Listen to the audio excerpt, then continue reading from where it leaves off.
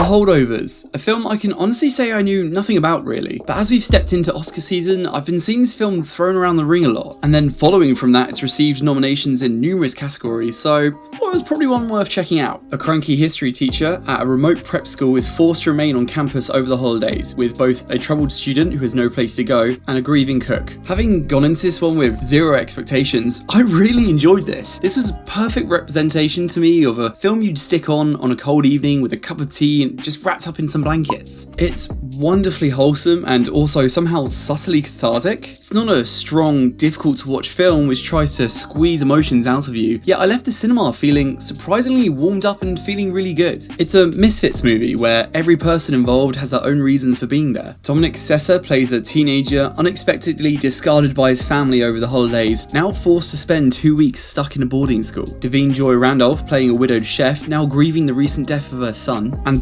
Giamatti as a disgruntled educator, now tasked with chaperoning over the kids left here. It's a warming drama where these misfits just rub off on each other to overcome elements of their own stories. It's based in the 70s and is also filmed to make it feel like the audience are in the 70s with them. A more old-time screen aspect ratio of 1:66:1, making the screen slightly more boxed to represent older TV screens. It was a nice touch. But what really sold it was just how it looked. It wasn't exactly shot on film, but entirely on digital camera. However, in post, they added artificial grain and scratches to make it feel like an old-time movie shot in traditional matters. The audio design as well was just on point, made more monotone in nature to further reflect older films. There's a great article in The Columbian which goes into detail on a lot of this, but director Alexander Payne summed it up perfectly. It's not a movie made about the 70s, but a movie made in the 70s to, invoke feelings of simpler times. Set design is also incredible. Being a mostly self-contained movie set in small areas, there's awesome attention to detail in every room to help further sell those scenes. The two big winners for The Holdovers though is, without a doubt, script and acting. Writer David Hemingson nailed the dialogue between each character. Conversations were filled with clever insults, witty humour, and always felt straight to the point. Characters never danced around difficult conversations,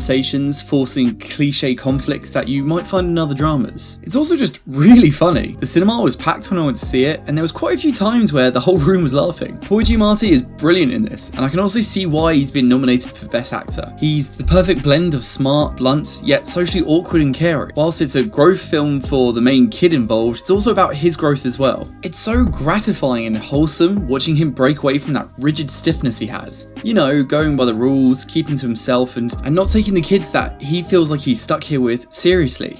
The other huge star for this was the teenager played by Dominic Sessa. Absolutely nailed the persona of this know-it-all kid who's got a troubled background, and it makes him pessimistic yet just as socially awkward as his Christmas teacher he's begrudgingly having to deal with. The interactions between these two and watching it go from standoffish to unspoken appreciation is delightful. I can't lie and say I'm not disappointed to see Dominic Sessa not be nominated for Best Supporting Actor. Christ, that was a lot of negative on negatives. Although we then had Joy Randolph, who was nominated for Best Supporting Actress, and I can see why. Not hugely influential in the scene she's in, her character plays more of this guide that gives the other two this wake up to reality advice more so than anything else. Whilst her story is heavy and important, I was quite surprised to see it not be directly resolved in tandem with the other two main characters. Instead, it felt a bit more independent. There's also some fun supporting characters here too, in particular this one arsehole kid played by Brady Hepner, who looks weirdly like a young Zac Efron. Nah, maybe that's just me. Anyways, it's probably obvious by now, but I'd definitely recommend watching this. I almost just wish we got this in the UK at the end of last year, like the US did.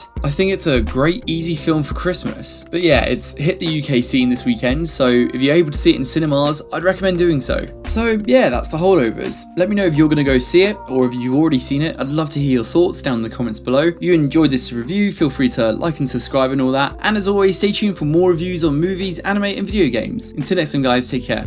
Bye bye.